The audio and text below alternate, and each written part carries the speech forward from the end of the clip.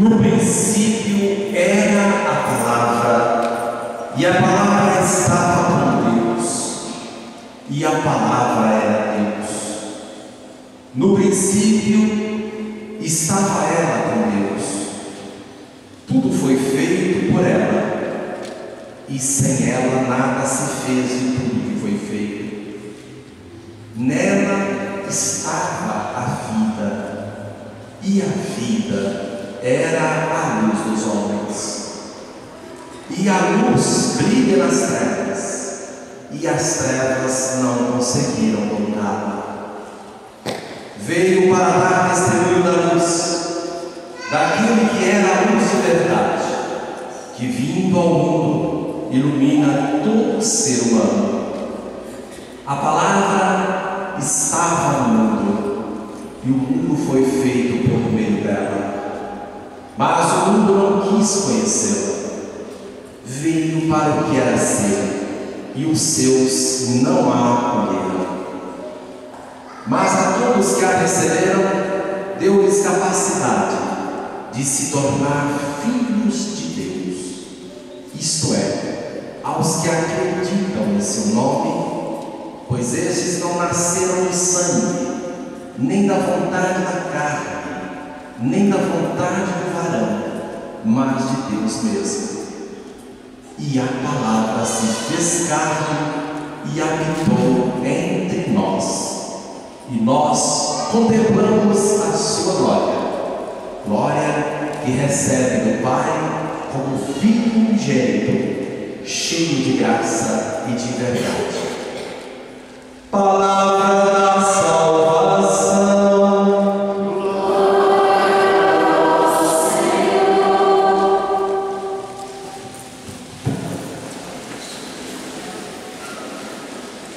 A palavra se fez ser humano.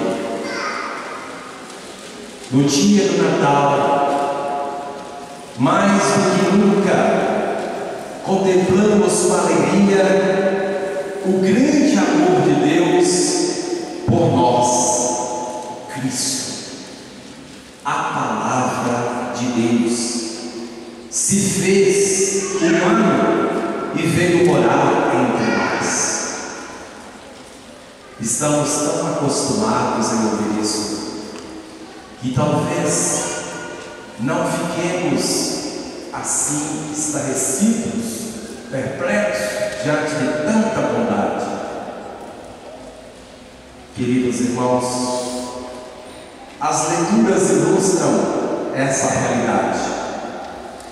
A primeira leitura fala da alegria despertada em Jerusalém pela volta dos exilados. O povo vivia uma situação dramática de sua história. O povo vivia escravo na Babilônia, com Jerusalém e o templo destruídos. Os exilados viviam com saudades da pátria distante. O profeta imagina encontrar-se no monte de Jerusalém e contempla o povo inteiro a cantar e a gritar de alegria. Vê sentinelas correndo para anunciar uma grande notícia. O grupo numeroso de exilados se aproxima, voltando da Babilônia. Começará um novo tempo, um reino no qual o Senhor guiará pessoalmente o seu povo. A libertação da Babilônia era uma figura de uma outra libertação plena que Deus teria realizado no futuro. É a imagem da alegria de todos os seres humanos que hoje celebram o começo de um mundo novo e contemplam os sinais do seu crescimento progressivo. Aí, o motivo da nossa alegria, embora ainda hoje não vemos senão uma realização imperfeita da libertação prometida.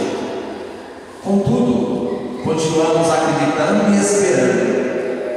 E nós somos as sentinelas que conseguiram entrever e o eu anuncio a todos. A segunda leitura nos lembra a forma progressiva com que Deus se revelou aos seres humanos. Falou-nos através da criação. Podemos chegar a Deus através da obra criada. Falou-nos através da criação. Deus que nos falou através dos profetas, dos patriarcas. Mas essas maneiras eram ainda imperfeitas de se comunicar. Então, Deus, na plenitude dos tempos, enviou ao mundo o seu próprio Filho, a sua imagem perfeita, a sua palavra, o seu verbo. Jesus é a revelação mais sublime, mais transparente, mais eloquente da pessoa do Pai, que ele vai dizer depois a Filipe, que o pergunta: mostra-nos o Pai, isso nos basta. Quem me vê o Pai, vai dizer Jesus a Filipe: mostra-me ao Pai. O Evangelho de hoje nos revela o porquê disso. O Evangelho é um hino ao Verbo que se fez ser humano em Jesus. O texto sublinha que a encarnação do Verbo foi a maior das revelações de Deus. Na face de Jesus brilhou em toda a sua plenitude a glória do Pai, e que já existia antes que o mundo fosse criado. Verbo quer dizer palavra. A palavra serve para comunicar alguma coisa aos outros. Aquilo que nós temos na mente e no coração chega à mente e ao coração dos outros mediante a palavra. João nos revela que o Filho de Deus é a palavra do Pai. O Pai, para nos dizer que nos ama, nos envia sua palavra. Há 2000 anos a palavra de Deus se fez carne, tornou-se um homem entre nós, como nós, falou a nossa mesma linguagem, pôde dizer-nos quem é o Pai, o que somos nós para Ele e qual é o projeto dele para nós. Para conhecer o Pai é suficiente contemplar Jesus, observar o que Ele faz, o que Ele diz, o que Ele ensina, como se comporta, como Ele ama, a quem prefere, com quem anda, com quem toma alimento, a quem escolhe, a quem recrimina, a quem defende, porque é assim que o Pai procede. Deus pode, em certo sentido, ser encontrado, tocado com as mãos na pessoa de Jesus. Ele torna visível o Pai. A encarnação do Filho de Deus nos ensina antes que o Pai nos ama. É um Deus que permanece de boa vontade na companhia dos seres humanos. O Evangelho nos diz que o Verbo se fez carne e veio habitar entre nós. Se o Pai ama tanto os seres humanos, por que os seres humanos não se amam entre si? Por que se matam uns aos outros? Por que se odeiam? Será que esses entenderam alguma coisa daquilo que o Pai queria ensinar aos homens quando enviou seu Filho? O Verbo veio como luz no meio das trevas. Entre os seres humanos imersos no pecado, surgiu de repente um homem novo, e ele começou uma nova criação. Essa luz não foi recebida de forma pacífica no mundo. O Evangelho de hoje, queridos irmãos, nos fala da luta áspera entre a luz vinda do céu e as trevas, que continuam envolvendo o mundo.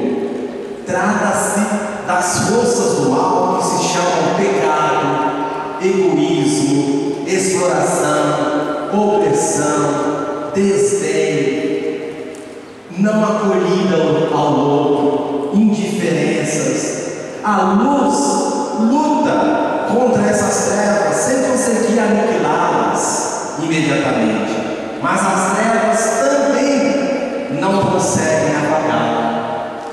Esta luta continuará até a plena vitória da luz, vitória que já está garantida pela Páscoa de Cristo. Natal é a celebração de um nascimento. Algo de novo deve nascer também dentro de nós. É o Natal repleto de felicidade que desejo a todos vocês, queridos irmãos. E que nesse dia de júbilo, por esse grande presente, esse grande amor manifestado na manjedoura, como dizia ontem à noite e em outras ocasiões, a manjedoura e a cruz são duas expressões que o Pai tem para dizer à humanidade: eu amo vocês. Olha o filho que foi dado. Ele não abriu mão do seu próprio filho para que nos enviou até nós. Ele desceu até nós. É o divino vindo até o humano para elevar o humano até o divino. É o Deus que se humaniza para nos divinizar, para nos santificar, para nos preparar e viver uma vida digna de filhos, que foi um fruto do rompimento do pecado, mas Ele nos resgata com a sua presença entre nós. Então é um mistério tão profundo. E quando nós falamos da encarnação do Verbo, entendamos, queridos irmãos, que é toda a vida de Jesus. É essa palavra que nasceu, mas que vai crescer, que vai desenvolver em todos os âmbitos, até a morte e morte de cruz. Tudo isso é mistério da encarnação. Então são duas grandes. Ontem nós fizemos esse grande contraste. O povo que andava nas trevas via uma grande luz. Hoje o profeta uma luz. Fizemos a renovação das promessas do nosso batismo. Então foi uma celebração que nos lembra daquela vigília pascal. Então são dois mistérios da encarnação e da redenção. A redenção coroa este do Verbo se fez carne. Então Jesus, ele andou entre nós, chorou conosco, sofreu com a gente e continua. Então isso que quer dizer Deus encarnado. E eu gostaria, neste momento, o Natal, ele nos obriga a revisar ideias e imagens que temos habitualmente de Deus, mas que nos impedem de aproximarmos de seu verdadeiro rosto.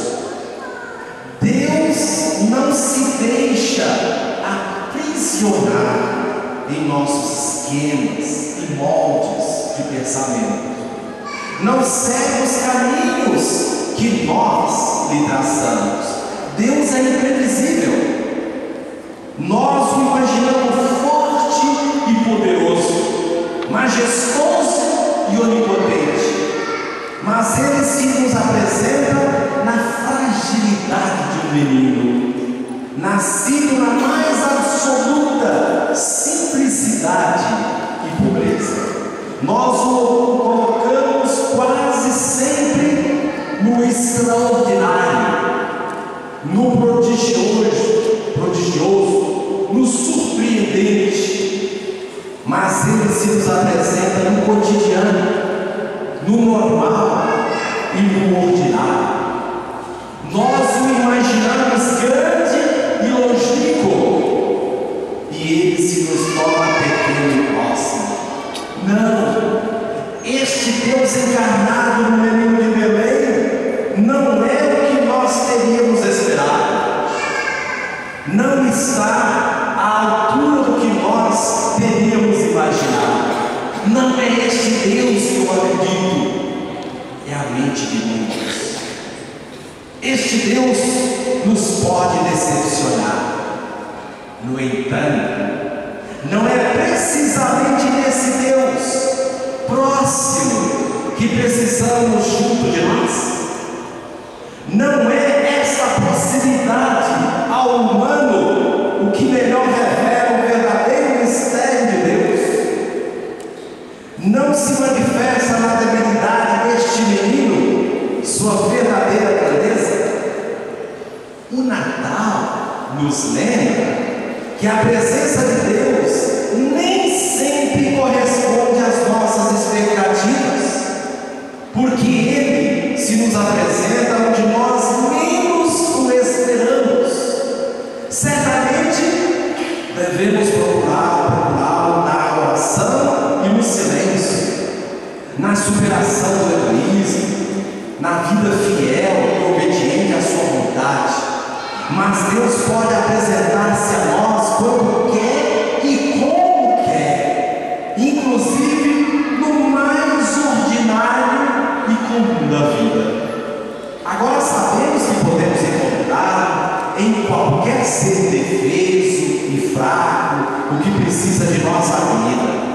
Ele pode estar nas lágrimas de uma criança ou na solidão de um ancião. No rosto de qualquer irmão, podemos descobrir a presença desse Deus que quis encarnar-se no humano.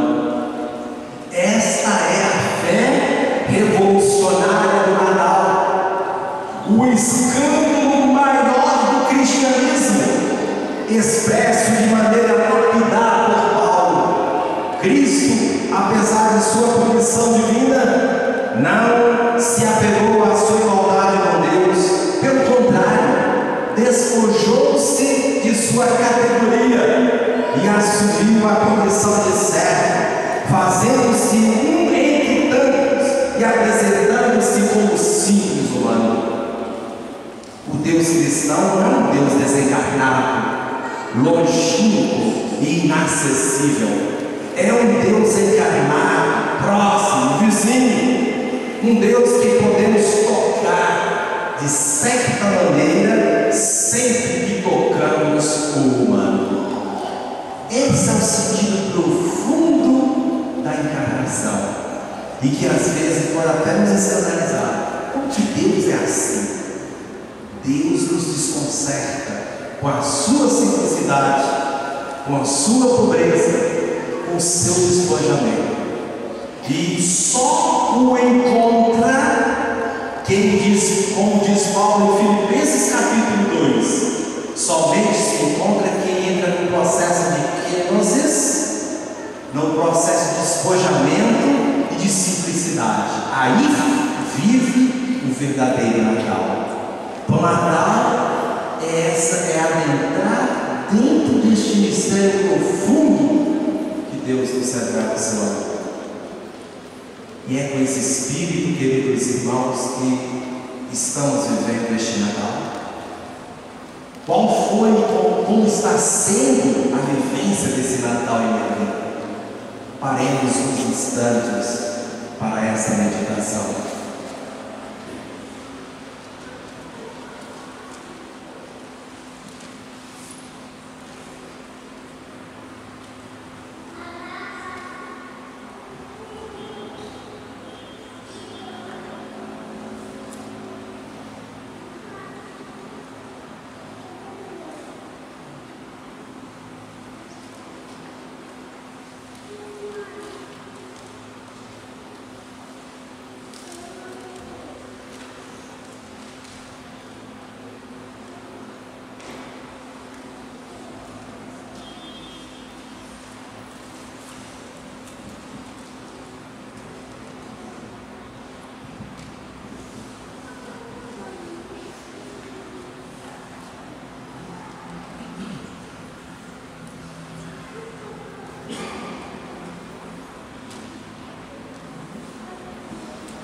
E agora, queridos irmãos, nós vamos reavivar a nossa